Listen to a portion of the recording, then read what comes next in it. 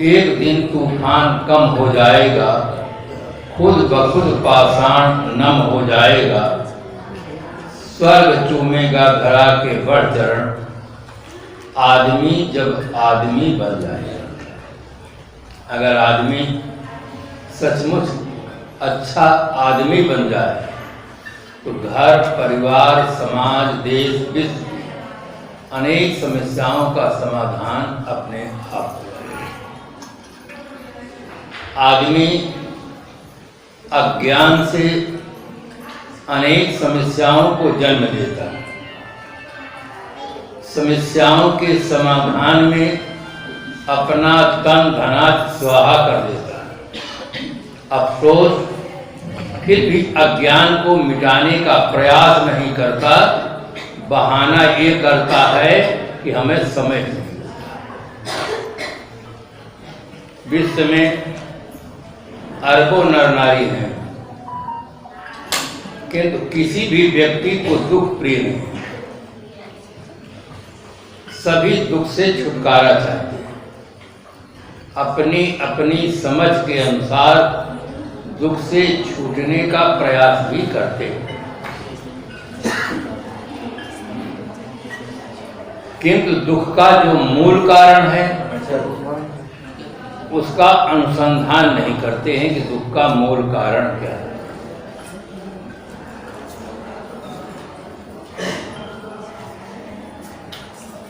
तस्य हेतुरविद्या, दुख का मूल कारण अविद्या है। अविद्या से ही आदमी की असत प्रवृत्ति होती है और वो दुख का मूल है।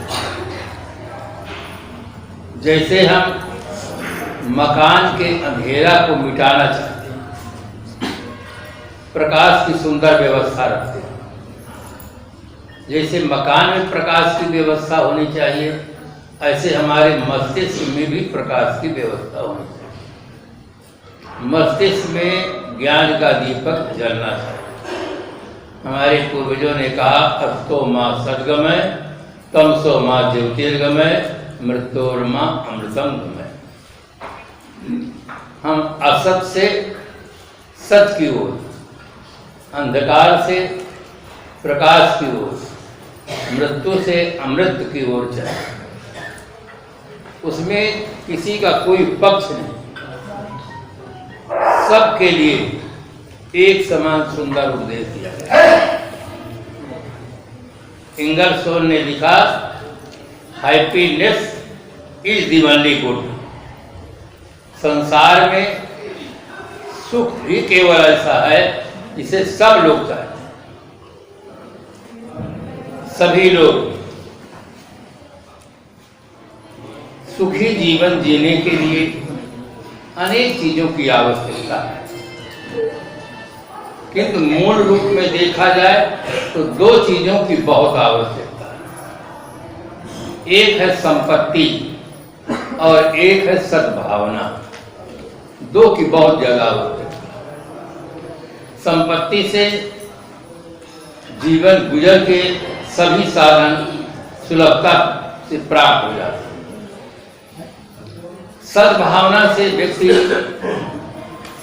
की स्वत प्रवृत्ति होती है, जिसका परिणाम सुख होता है। आज आदमी एक की तरफ बहुत ध्यान दिया है, उस दिशा में उसे सफलता भी मिली, किंतु दूसरे की ओर उसका ध्यान कम गया है। और यही प्रधान कारण है कि आज समस्याओं का प्रभार लगा हुआ चारों तरफ। सद्भावना की तरफ हमारा ध्यान नहीं गया। भाव जगत विकृत हुआ, भाषा बिगड़ी, स्वभाव बिगड़ा, जीवन बिगड़ा, राष्ट्र में अनेक समस्याओं का जन्म हुआ। एक छोटा सा उदाहरण दूं जिससे बात आसानी से समझ में आ जाए। एक पंडित जी थे। भारतीय परंपरा में पंडित शब्द बहुत महत्वपूर्ण है। सत्या सत्य विवेकनी बुद्धि पंडा, यश बुद्धि पंडा सपंडिता। सत्य और असत्य विवेचन करने वाली बुद्धि का नाम पंडा है और जिसमें उसे पंडित है। स्वामी शंकराचार्य जी ने भाष्य किया आत्म विषया बुद्धि पंडा ये शाम ते ही पंडिता। तो इस प्रकार से कुछ लोग कहते हैं कि कबीर साहब ने पंडितों को बहुत ज्यादा फटकारा है, बहुत ज्यादा कहा है, आलोचना की। उन्हें फिर से चिंतन करना चाहिए। सदगुरु कबीर साहब ने पंडित का बहुत आदर किया।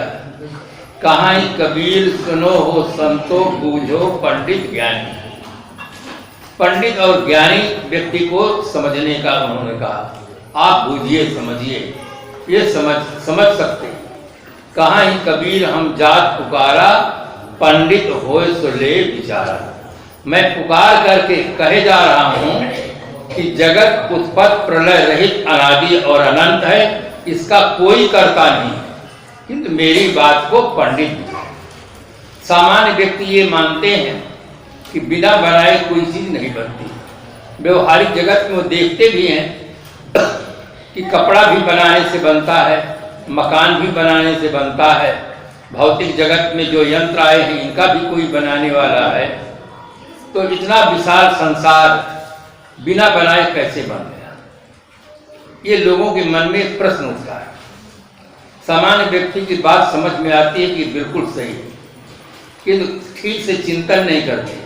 जितने बनाने वाले हैं सब साकार होते हैं, चाहे मकान का बनाने वाला हो, चाहे वस्त्र बनाने वाला हो, चाहे कोई यंत्र बनाने वाला हो, सब बनाने वाले साकार होते हैं। निराकार से कुछ नहीं बन सकता। प्रयोग करके देख लें, चावल साकार, बर्तन साकार, पानी साकार, और बनाने वाला निराकार हो तो बात नहीं बन सकती। अब बनाने वाले को निराकार माना गया। और एक प्रश्न और है कि जो बनाया है, जब आप ये मानते हैं कि बिना बनाए कुछ नहीं बनता है, हर चीज का कोई बनाने वाला है, तो जिसने जगत को बनाया फिर उसको कौन बनाया? बस वहीं रुक जाते हैं, कोई उत्तर नहीं।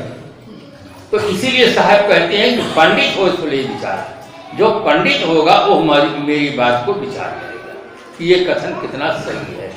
पंडित के पास समझने की क्षमता होती है, और जिनके पास पांडित नहीं होता है, ऐसे लोगों के लिए साहब ने कहा पंडित बाद बदेसो झूठा, पंडित देखो मन में जानी। ऐसे लोगों के लिए कहा। साहब की वाणी को अच्छी तरह से पढ़ना चाहिए। साहब ने कहा गुरु की दया साधु की संगत निकर आओ एक बार। कितना साफ आधार बताया, कोई कर्मकांड नहीं बताया, किसी प्रकार से आकाश नहीं। साहब यथार्थवादी बिल्कुल सही कहते हैं कि वर्तमान बिन संत गुरु के सब संशय न से। वर्तमान में कोई सदगुरु मिलते हैं, संत मिलते हैं, तब हमारे संशय का, संदेह का समाधान मिलता है। तो इस प्रकार से, और साहब ने जहाँ ये कहा वहाँ दूसरी तरफ ये भी कहा साधु भया तो क्या भया, बोले ना विचार, हते पराई आत्मा जीव मां करवा। जहाँ गुरु की बहुत बड़ी महिमा साहब ने की है, वहाँ कुछ और भी कहे हैं। जा का गुरु है आंधरा, चेला काह करा है, अंधे अंधा पेरिया दो। तो दोनों प्रकार की वाणी को हमें अच्छी तरह पढ़ना चाहिए। एक पंडित जी थे, उनकी शादी हुई और उनके एक लड़की घर हुई, और लड़की की शादी खूब अच्छी धूमधाम से की। जब लड़की ससुराल जाती है, घर पर वापस आती है, तब उनसे चर्चा होती है। माँ पूछती है बेटे कोई समस्या हो तो बताओ। समस्या बताती नहीं, और बहुत इस प्रकार से कार्यक्रम चलाते रहते हैं। और कुछ दिन के बाद पंडित जी के मन में भाव जमता है कि इस प्रकार से लोग कहते हैं कि सास दामाद को बहुत प्यार करती है। लोक धारणा है कि वास्तविकता है। गृह देवी बोलत ही पहचानिए, साहु चोर की घाट, अंतर घट की करनी निकरे मुख की बाट। वाणी से मनुष्य की मानसिक स्थिति का पता चलता है कि भीतर क्या है। तुरंत जो गृह देवी थी वो कहती है आपके पास सास भी है, ससुराल भी है, आप जाकर पता लगा लें कि वास्तविकता है कि केवल कहने के लिए लोग कहते हैं। लोग धारणा है। पंडित जी चलते हैं, ससुराल पहुंचते हैं, सचमुच उनकी सास एक देवी के रूप में है। नमस्कार करते हैं, पंडित जी नमस्कार करते हैं, जलपान देते हैं। स्वागत दो प्रकार से होता है, वाणी से और मधुर पदार्थ से। केवल वाणी से स्वागत होता है तो अधूरा है, केवल मधुर पदार्थ से स्वागत होता है तो अधूरा है। दोनों तरफ से स्वागत होता है। दोनों तरह से स्वागत हुआ। अनेक प्रकार के मिष्ठान बनाकर खिलाते हैं, बड़े प्यार के साथ, भाव के साथ, बार बार आग्रह करके खिलाते हैं। पंडित जी का दिल भर जाता है कि वास्तव में सास दामाद को बहुत प्यार है। इस प्रकार से जब उनका भरता है, एक दिन बीता, 2 दिन बीता, तीसरे दिन विदाई का समय आ जाता है, बड़ा कारुणिक दृश्य उपस्थित हो जाता है। एक शायर लिखता है, चांद सफर में, सितारे सफर में, हवाएं सफर में, दरिया के किनारे सफर में, अरे शायद जहाँ थी हर चीज सफर में, तो आप बेसफर कैसे रह सकते। हर सुबह सफर, हर शाम सफर, इस जीवन का है नाम सफर। विदाई का समय आया, दोनों के आंखों से अश्रुधारा फूट पड़ती है। विदाई देना है, व्यवस्था है। बहुत सुंदर घी के 9 लड्डू बना करके रखे, 9 लड्डू उनको दे देते हैं। पंडित जी लेकर के घर पहुंचते हैं, चेहरे में प्रसन्नता है। गृह देवी नमस्कार करती है, फिर पूछती है कि आप ये बताइए, आप ससुराल से आ रहे हैं, लोक धारणा है कि वास्तविकता है, सास दामाद को बहुत प्यार करती है। पंडित जी हंसते हुए उत्तर देते हैं कि लोक धारणा नहीं, वास्तविकता है, सास दामाद को बहुत प्यार करती है। और घी के 9 लड्डू उठा करके गृह देवी को दे देते हैं। कहते हैं सायंकाल के भोजन में 5 मैं पाऊंगा और 4 तुम खाना। गृह देवी कहती है, आप तो खा करके आए हैं, मेरी माँ मेरे लिए दिया है, इसलिए मैं 5 खाऊंगी और आप 4 खाना। उसने कहा ऐसा नहीं हो सकता है, 9 लड्डू लाने का श्रेय तो मुझे प्राप्त है, मैं नहीं जाता तो ये 9 लड्डू मिलते नहीं, इसलिए मूल में मैं हूँ, मैं 5 खाऊंगा, तुम 4 खाना। गृह देवी कहती ऐसा नहीं हो सकता है।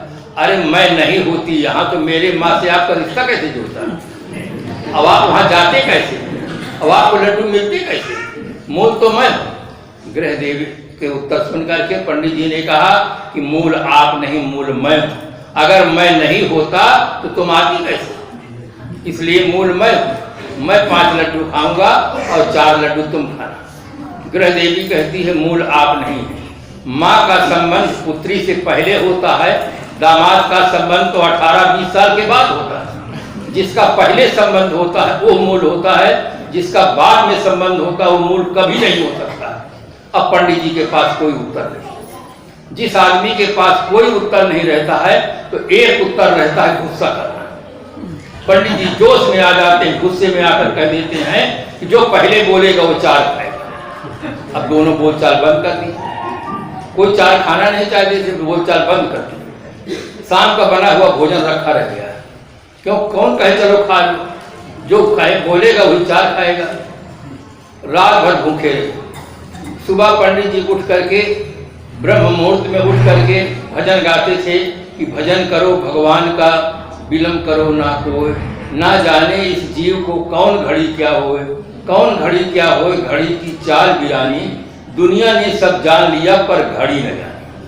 ऐसा कहते हुए जब पंडित जी निकलते थे तो लोग सुन करके समझते थे कि अब सुबह हो रहा।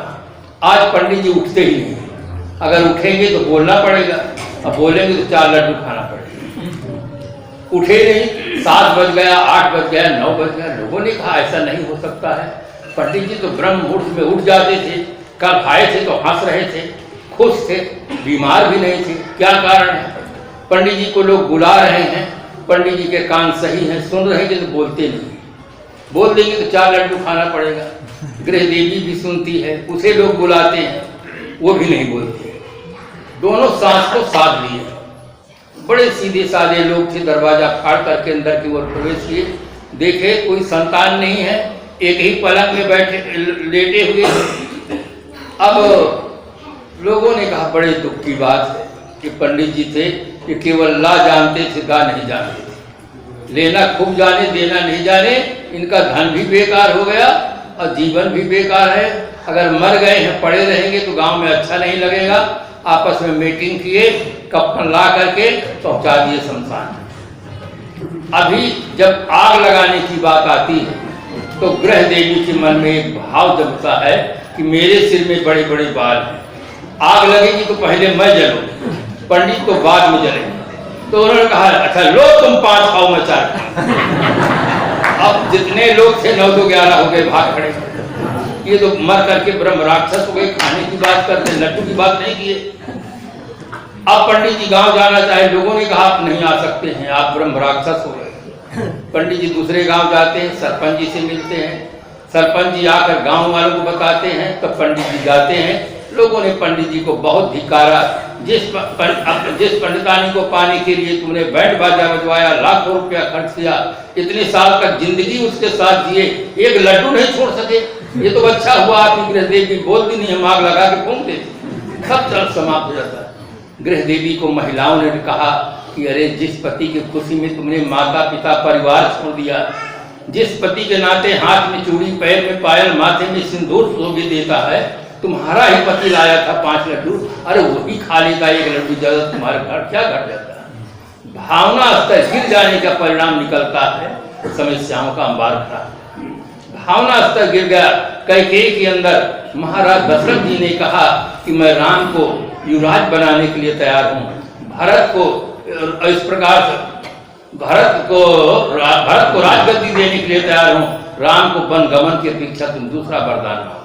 कैकेयी परिवर्तन नहीं करती है, परिणाम ये होता है दशरथ जी का शरीर शांत होता है, तीनों रानियां विधवा हो जाती हैं, महाराज श्री राम जैसे पुत्र को वनवास जाना पड़ता है, पूरी अयोध्या नगरी में हाहाकार छा जाता है। भावना स्तर गिर जाने का परिणाम हुआ महाभारत। भगवान कृष्ण समझाते हैं दुर्योधन को कि 5 गांव दे दो, ये अपना गुजर कर लेंगे। दुर्योधन कहता है केशव बिना युद्ध के सुई की नोक तक नहीं देंगे। परिणाम निकला महाभारत, कितना विशाल पतन हुआ। भावना स्तर गिर जाता है तो पति पत्नी में तनाव हो जाता है, तलाक दे देते हैं, सास बहू में बोलचाल बंद हो जाता है, भाई भाई के बीच में मकान में दीवार खड़ी हो जाती है। भावना स्तर गिरने से घर परिवार समाज में अनेक दिशाएं खड़ी हो जाती हैं। इसलिए हर आदमी को चाहिए कि दोनों तरफ हम प्रयास करें, संपत्ति की ओर भी ध्यान दें, साथ साथ सद्भावना की ओर ध्यान दें, भाव जगत हमारा सुंदर बने। राष्ट्रकवि मैथिली शरण गुप्त जी ने लिखा है, जो भरा नहीं है भावों से, बहती जिसमें रसधार नहीं, हृदय नहीं वो पत्थर है जिसमें स्वदेश का प्यार है। भाव स्तर से बिगड़ जाने पर भाषा, स्वभाव और जीवन बिगड़ जाता है। बंधुओं, व्यापार जगत में आप अच्छी तरह से जानते हैं कि जब भाव बढ़ता है तो व्यापार में लाभ होता है, और जब भाव गिर जाता है तो घाटा होता है। जीवन का भी यही नियम है। जब हमारे अंदर माँ के प्रति, पिता के प्रति, धर्म के प्रति, संतों के प्रति, गुरुजनों के प्रति, देश के प्रति हमारा भाव बढ़ता है तो हमारा भी भाव बढ़ जाता है कि बहुत अच्छे राष्ट्र के नागरिक हैं, पितृभक्त हैं, मातृभक्त हैं, गुरु भक्त हैं, लोग बहुत आदर देते हैं, सम्मान देते हैं। और जब हमारा भाव स्तर गिर जाता है तो लोग कहते हैं ये तो बड़े निशाचर हैं, ये माता पिता को भी नहीं मानते, और जिस राष्ट्र में रहते हैं उस राष्ट्र की संपत्ति को भी नष्ट करते हैं कि निशाचर है। क्यों ऐसा कहते हैं? भाव जगत गिर जाता है। इसलिए बंधुओं, दोनों तरफ हमें ध्यान देना चाहिए। हर व्यक्ति को जीवन गुजर के लिए संपत्ति की आवश्यकता है, और अच्छा जीवन जीने के लिए सुंदर भाव हो। हम सद्गुरु संतों की उपासना करें, अच्छे ग्रंथों का चिंतन करें, मनन करें, साधना करें, जिससे जो हमारा शेष जीवन है वो अच्छा बने।